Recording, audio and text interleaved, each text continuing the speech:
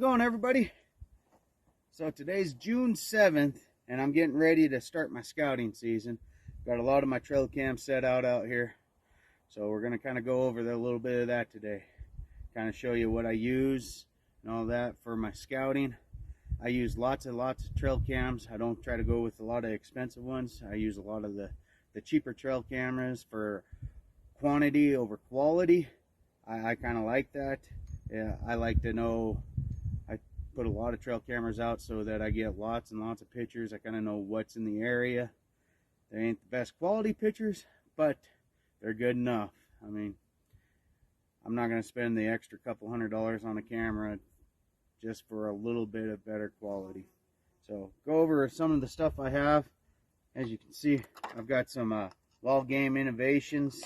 I've got a bunch of these ones. These are all wild games right here. I kind of like these wild game innovations. They seem to take some good pictures. They're easy to set up. Same with these stealth cams. Stealth cams I really like. They're easy to set up. And I've got most of these ones for $50 to $35. This one here is an older Moultrie. I got this one probably 10 years ago.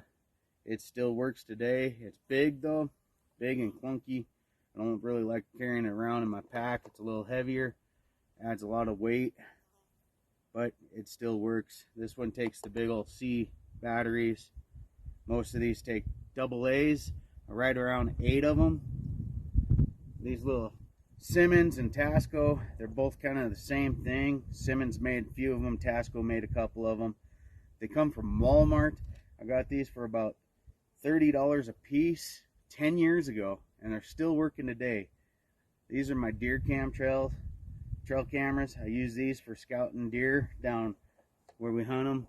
The wife's shot quite a few trophy deer using these. We've patterned them out, and they seem to work really well. Couple of multi-trace Moultrie trace cameras. These came out quite a long time ago. These are some of my better cameras as well. Put duct tape around these ones, camouflage duct tape, because as you can see, it's a gray color. This one got ate by a bear, tore it apart, but it still works. And I just put one of these little adapters on it, hook it to a tree since I can't strap it to the tree. It still works great though, so I'll keep it going. I usually buy a few extra trail cams every year to add to my stash. I've probably got 5-6 more at the house that is currently being worked on. We're still out of it, living out of the trailer up here in the beautiful country, just living life. So hopefully later on today I'll get out, get some of these set up, and we'll get back at you. All right, so I'm back. I am out in an area where I'm going to hang my trail cameras. So when you're hanging trail cameras, you need to find an area that you want to cover. This here is one that I usually put a trail camera in. You see hunters up there messing around. There's a wallow right there that I'm going to put a camera on. So when you're up here and you're trying to find a spot, you find a spot that you think, oh, this is going to look good. I think I'm going to put a trail cam here. First thing you look for is what area you want to take the pictures at. And the second is where you're going to put your camera at to look at it. And in this spot here, I'm going to have a camera that is down there, looking over a wallow that is down there. And as you can see, there's a wallow right here. So I want to cover this wallow here. And as I'm scanning through here, where do I want to put my camera? I usually put my camera on that tree right there. Overlooks this wallow right here. So that's what I'm going to do. And then when I come down this direction, there's another small wallow right here that I want to keep track of. And I usually put a camera right down there on that tree that Hunter's kind of heading towards right now. It overlooks that pretty well, stays pretty hidden, and stays back in the shadow, so there's very little sun glare. So I'm going to put those up. I will show you those after I get done, and we'll be back.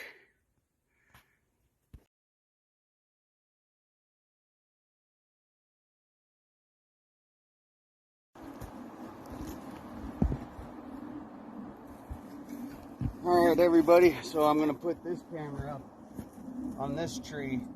It's going to overlook this wall that's right behind you right here. So first thing I'm going to do is turn this one on, check my battery life, which I just changed out the batteries before we came up, so I know it's good to go. Got 97% battery life. Now I'm going to want to go into my settings and make sure everything is on.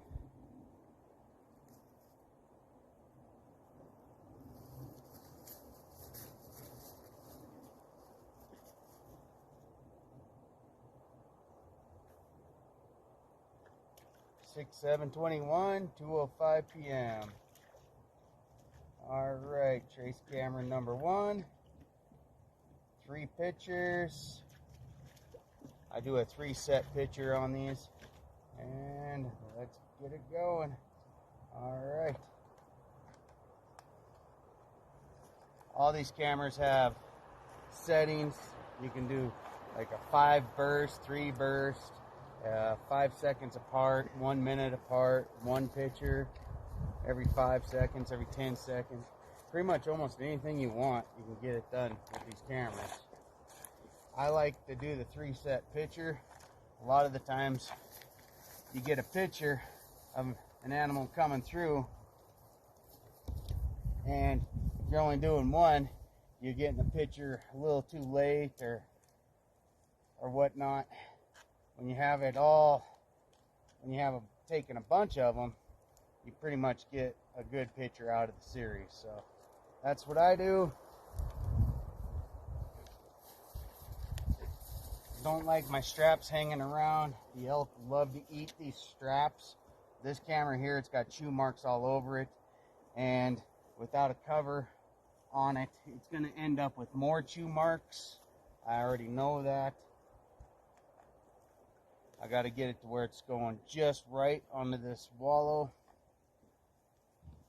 So usually I'll take a stick when I've got to angle it down just a tad. I'll put that stick right behind, tighten her up, check my direction. It looks good to me, and we're set to go. All right, that's all there is to hanging a trail cam. So hopefully we'll be getting some good pictures off of this one, and we'll be able to kill us an elk this year. All right, let's go.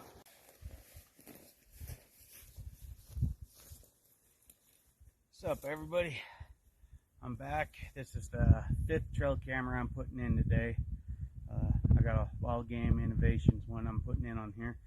As you can see, this here is a travel path. It's a narrow corridor that goes from one ridge line to another, and I usually tend to get a lot of bull activity on this one here. So if you noticed, another tip I'm going to give you on setting trail cameras, I usually always set mine up on a water source, close to a water source, or on a travel pattern, like a path like this one here. So when you guys get ready to start putting yours up, those are some good tips for you. I hope you like what we're bringing you. If you do, give us a thumbs up, hit that like button, subscribe, 406 High Country. If you don't, well, this ain't your cup of tea. I'm sorry. So scroll along, I guess, huh? And if you want to let us know what we could be doing better, what you want to see, if you like the content we're giving, all right. So give us a thumbs up. See ya. What's going on, everybody? So I'm back. We're hanging the 4th trail cam for today. I do have the big Moultrie trail cam that I put up on this wallow here. Oh, hey, Hunter. Lay down. He's been going all through the wallow, all wet. And what are you doing? You silly. Yeah, he enjoys this stuff. So we're going to put up the 4th cam. And a few other things I want to talk about with putting up trail cams. A lot of people, they want to put the cables and locks and all that stuff, and I have a few of them, and I got a couple of boxes for a couple of my cams that I use if I'm in a little more high human trafficked areas. But for the most part, I put a lot of my trail cams pretty far back in. These ones, well, about a mile from any road is pretty much my closest ones for the most part. Some of them are quite a bit farther back in. So the farther I'm back in, the less chance I feel that I have that I'm going to lose a camera. I've been doing this for about 10 years. I still have not lost a camera to human activity. I have lost a few to animals. And I know they were animals because I found the evidence. So that's that. Well, we're going to get to hanging this one here, and hopefully we get some good pics coming up. I'll check these ones. I check my cameras about once a month. I try not to get into them too often. I don't want to get a lot of human activity into my areas too much. So I kind of limit it to about once a month that I come in to check my cams and that type of stuff. But everybody has their own preferences, so you guys will be doing what you want to do. I just give my ideas. So, all right, take care. It's a good bowl. It's not bad at all.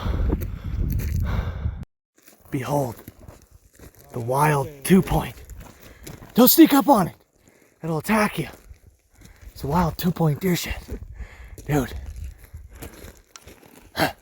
There's its other side. In town. Nice little buck just taking a nap. They're all just chilling. It's gonna be a pretty decent buck this year.